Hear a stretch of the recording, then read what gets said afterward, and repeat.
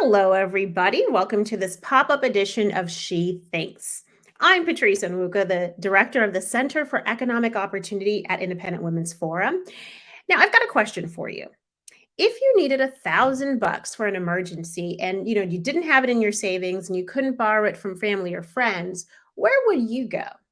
We know life happens, and for many households that live paycheck to paycheck, $1,000 can be like $1,000,000 bucks. And not surprisingly, people look for those short-term loans. Maybe they just need a couple of months before they get their IRS tax return money. But if you have a bank account, you might not, you might assume you can just go and loan it, borrow it from your bank. But will it be as easy as simply going online, applying and getting that cash as quickly as 1, 2, 3? I actually don't think so. And my guest today is Patrick Brenner. He is the president of Southwest Public Policy Institute. He's going to tell me about his own experience putting that question to the test. He's tried it and it didn't quite work out. So he's here to share his, I call it, depressing experience as a banked American, not an unbanked, but a banked American, trying to secure a short-term loan from a traditional bank account. And he had all of the checks, the questions checked yes. Everything was on paper. He was great. So for all the criticism of online lending and small dollar lending, aka payday loans, he can explain why there actually is a place for them in our society today. Patrick, welcome to She Thinks. Patrice, thank you so much for having me on today. I appreciate all the work that you and the Independent Women's Forum do for the cause. I appreciate it very much. And thank you for having me today. Of course, of course. So we want to hear all about your experience because it's really interesting. But before we do that, I would love for you to tell us a little bit about yourself and what you do. I'm the president of the Southwest Public Policy Institute. We're a relatively new think tank in the right of center liberty space, free market space.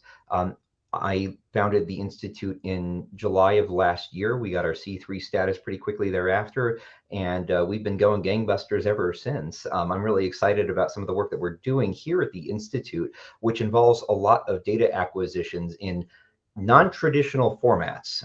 I'm really excited about the potential for our reach in New Mexico and across the entire American Southwest. I am coming to you today from scenic Rio Rancho, New Mexico, just north of Albuquerque. And while Albuquerque in New Mexico is our base of operations, we anticipate being able to reach out into other states like Texas and Arizona very soon. Terrific. Well, you talked about data acquisition in some untraditional methods or means. So I think let's jump right into it. You decided to put the question to the test of whether it would be easy for a person with a bank account to simply get us a short-term loan. Tell us about your experience. It originally started in January when New Mexico's interest rate cap on short-term lending went into effect. They capped interest rates for lenders at 36% APR.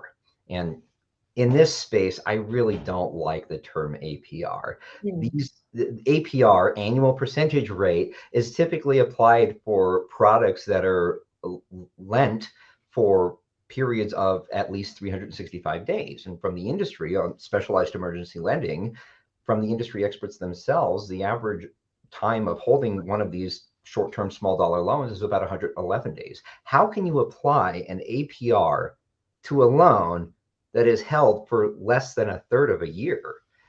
The argument is absurd on its face. Regardless, the problem was that the interest rate caps went into effect, and a lot of small dollar lenders evacuated the state of New Mexico and left a lot of borrowers without alternative options. Now, New Mexico is unique in that we have a large unbanked and underbanked population.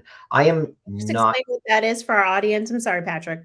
sure. Unbanked, these are people that, for whatever reason, whether they fear traditional banking, whether they fear banks, whether they're distrustful of banks, or whether they just don't like the idea of using banks and they do their business in cash, or they use services like check cashing services. For whatever reason, whether they're unqualified borrowers, whether they're unqualified consumers, they don't have access to traditional checking and savings accounts, or they don't want access to traditional checking and savings accounts, Mhm. or any other traditional banking products like credit cards and personal loans and mortgages and uh, auto loans, things of that nature. So it's unbanked is or underbanked is can fit any of those criteria of just not having access to traditional banking products.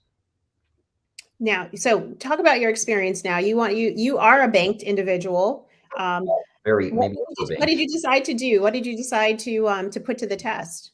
Well, last year the Pew Charitable Trust came out with a study that the announcement was that six of the large national banks in the United States were going to start offering these specialized emergency loans in Okay. lieu of the traditional small dollar lenders. I use traditional because small dollar lending is does not fit the criteria of a traditional financial product.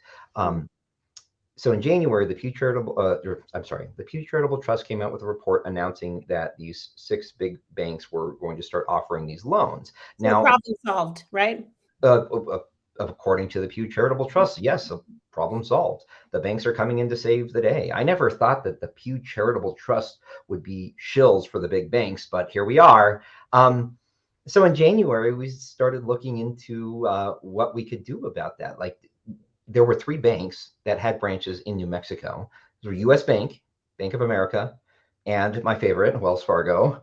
Um, we applied for a non-traditional, short-term, small dollar, specialized emergency loan from each of these banks. Now, the problem with what these banks are offering is that in lieu of a traditional credit application, they Mhm. had other overly excessive criteria, or what I have personally determined overly excessive. Um, One of the requirements is that you have a checking account. So the first step in applying for any of these short-term small dollar loans from any of these banks is to apply for a checking account. As many of us know, there are minimum deposit requirements. So I had to go out, take out cash. I took out $25 increments for the three banks. I actually went out and put $60 in each of the accounts so I wouldn't be charged overdraft fees, because we're going to let these checking accounts sit for the period of about a year before we try again. And we're going to try applying Okay. for these short-term lending or short-term loans again. So you apply for the checking account, and then once you've got the checking account opened, which was a process in and of itself, Mhm. especially at Wells Fargo, I had to go back to that branch twice. The first time was to schedule an appointment with a banker that I didn't know I needed, just to open a checking account. Now That's there's some good stories here. U.S. Bank and Bank of America were pretty easy to fulfill the requirements for opening a checking account. But Wells Fargo, I went to the Wells Fargo branch. I asked to open a checking account. They said that I needed to come back after I made an appointment. I made an appointment for the following morning. Drove back to the location, which that's already an hour of my time wasted just getting to the Mhm. branch. Once I had the appointment, I opened the checking account. Somebody actually walked in and stole my appointment. I was 5 minutes Oh, early. no. So I had to wait an additional 20 minutes before I saw the banker that I already had an appointment to meet with, and then open the checking account. Once these checking accounts are open, they establish online banking. So they give you a username, they give you a password, you get access to Mhm. the mobile app. They will not accept an application in the branch for one of these short-term loans. You have to apply online. And my understanding of this situation is that if the bank has a banker or an employee interfacing with a borrower on one of these Mhm. short-term loans, the bank immediately loses money because the margins are already so thin Oh, on wow. these non-traditional products. So I was forced to apply for the small dollar loan online, and I did at all three banks with all three checking accounts, and I was Uh-huh. denied at each one of them because I hadn't had a checking account open for a minimum of 12 months. Again, No. because these products are designed for non-traditional borrowers, many of whom don't have a credit score or have a Mhm. very bad credit score. Yeah. I don't fit that criteria. I just checked my credit score this morning on Experian. It is 751 points. Mhm. So I'm a qualified borrower. I have a mortgage. I have a vehicle loan. I have Hmm. a personal loan. Not it's a home equity line of credit Yeah. um, that we did for the backyard. So I'm not unbanked. I'm well qualified. I'm not overextended. I meet all of my monthly payments on time. Yet still, at each of these banks, U.S. Bank, Bank of America, and Wells Fargo, I was Hmm. denied for a simple $500 loan. And now here is, so you've tested the experiment and you've proven that someone who is well qualified, you check all of the boxes, you're still not going to get access to it because of you didn't hold a bank account for long enough with that lender. And I think it speaks to the larger point, and the big point here is that a policy that may have been well intentioned to cap interest rates drove options out of the business, out of the state, and now what's left was there's a vacuum of opportunity. The banks are supposed to have stepped in, and yet what they offered still does not meet the needs of someone who is unbanked, as you said. They have many reasons. Maybe they're distrustful of banks, or they just would not do not want to have a bank. They would have to break their own conscience to get a bank account, and then wait a whole year when when an emergency that may need cash in a week would that just not would not fit the timeline. I mean, I think that's a really smart experiment that you ran, and you wrote a report about it, which I love the title. No loan for you. Thinking Well, of the did soup you get nut. the Seinfeld reference? Yes, I did. Okay. That Seinfeld reference is classic. But talk to us about the big picture, because we hear a lot of criticism about the lending industry. People call it pejoratively payday loans. You think of title loans, whatever the case. Predatory. Predatory. Debunk that myth for us. Are they really predatory? And you got into it when you talked about the idea of APR being attaching a year APR to something that is repaid within a matter of weeks or maybe a couple of months. But why is it that there really is a need for these types of lending in the market? Sure. I will admit that I would have used a payday loan during my time in college. There were times where I needed some additional cash, and I couldn't get access to a traditional loan from a bank because I was 20. I didn't have a credit score. I didn't have a credit card at the time, and I most likely would have been able to do that. What I did instead was a cash advance back when Wells Fargo was doing cash advances on checking accounts. And I was just a dumb college kid. I didn't know any better. But college kids are stretched thin. They're Mhm. on very fixed incomes. There are certainly a criteria. They fit the criteria for a potential borrower in this circumstance where they can't necessarily afford an unexpected expense. Let's say their car breaks down and they need repairs done to the vehicle in order to be able to make it to class. And they can't put that repair on their student loans because the loans have already been dispersed. What Mhm. are they supposed to do in a situation like that? If they don't have access to parental help, if they don't have access to traditional credit, like most college students don't have access to traditional credit when they're younger and they're first getting started in school. What do you do then? So I'm not just talking about traditional unbanked, underbanked folk um, that are distrustful of banks and that opt into not using traditional banking services. There are tons of people out there that might be in need of a specialized emergency loan that now they can't get it because they have to wait 12 months with no overdraft fees and no overdraft penalties with their Wells Fargo checking account before Wells Fargo will even consider lending them $500. So what 12 months is not, I mean, does not constitute being able to lend in an emergency. Yeah, it does not. That emergency is already done and expired. So I think we've seen these kind of rate caps in different states. They've been implemented Is one. before. Yes. And talk to us about what happens when the rate cap causes these lenders to go out of business, because it's just, when you think about it, you're lending to someone who's considered high risk. You don't know if they're going to repay it. You don't have any sort of capital to borrow again. They don't have anything to borrow against. So you're taking a big risk, which is why you have a higher interest rate. But when those options disappear, where do people turn to? Well, they're certainly not going to turn to Wells Fargo, U.S. Bank, or Bank of America. They can't. Yeah. Instead of being able to turn to traditional financial institutions like those big banks, you end up seeing folks using title shops. They'll go turn over their title to a vehicle and use that as collateral to borrow money, or you'll see them entering pawn shops, putting up a collateral for access to that cash. Now, these specialized emergency loans are typically non-collateralized loans. There is no collateral that is obligated to be put up by the borrower in order to get access to that cash. But when you remove that as an option, what other choice do they have?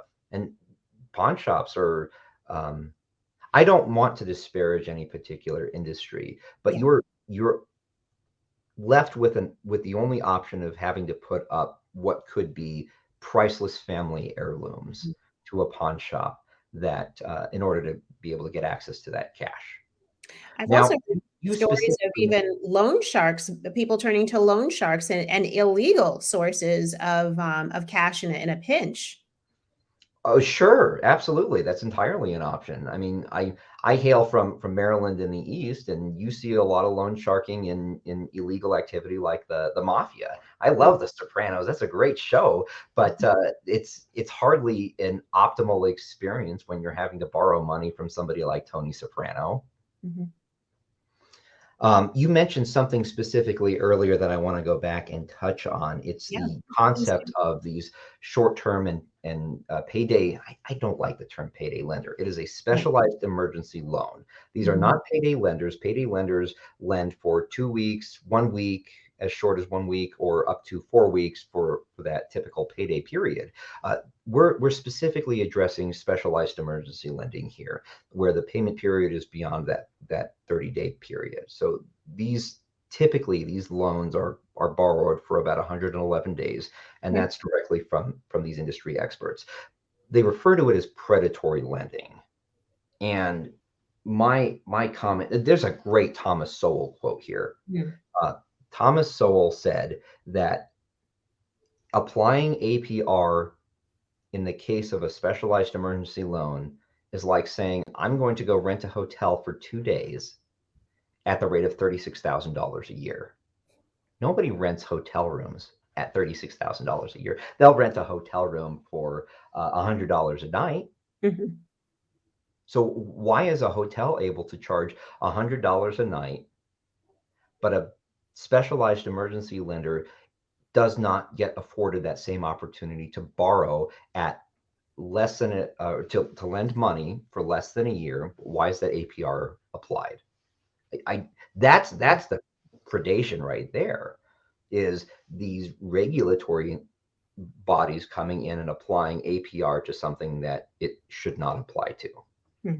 And this is you mentioned it already. This is the worst case of the road to hell being paved with good intentions. Mhm. It's well intentioned. It sounds good. Oh, yay, we dismantled predatory lending in New Mexico. It makes for flashy headlines, but in Yeah. reality, you're putting people that don't have access to traditional credit in a situation where now they don't have access to any credit. You have made it illegal for a specific class of citizen to borrow money. Mhm. I think that I'm glad you expounded on that, and that's exactly where I had hoped you would go. And I think it's a great way to round up our conversation, because this is a policy issue. And as we've both said here, the intention of protecting people, particularly those who are disadvantaged, and I've looked at some of the demographic data, and individuals who, they tend to be on the younger side. They tend to be, I think, maybe statistically, white women tend to take out these loans most commonly, but minorities are also, they tend to borrow at a very high rate. So you're talking about people who may not be high income earners. They may not have a huge nest egg or a big emergency savings to pad themselves, which is why in that pinch they're looking for those emergency loans, in whatever form, however length of time they're willing to take it out for. And they need access, they need choices and options. And by the government coming in and putting its thumb on the scale of saying, we like these, but we don't like those, that is removing options. That is distorting the market. And frankly, that's not helping. And I love the Thomas Sowell quote, it's hurting the people that it's intended to help. So in any case, Patrick, I love this experiment. I want you to come back in a year from now, or sooner, whenever you have hit year one and seen how the banking application goes the next time around, because issue is not going to go away in your state or frankly across the country. And the Congress, under certain one party rule, would love to try and institute something like this as federal policy. And so we need as much ammunition as possible to push back when we hear people bring forward these ideas. So Patrick, thank you so much for joining us today on She Thinks. Patrice, thank you so much for having me. I appreciate it very much. Terrific. And to our audience, thank you so much for tuning in today. Please stay tuned. Follow us wherever you listen to your podcast. Absolutely download, like, share, and spread the word about She Thinks. I'm Patrice Onwuka with the Independent Women's Forum, and I will see you next time.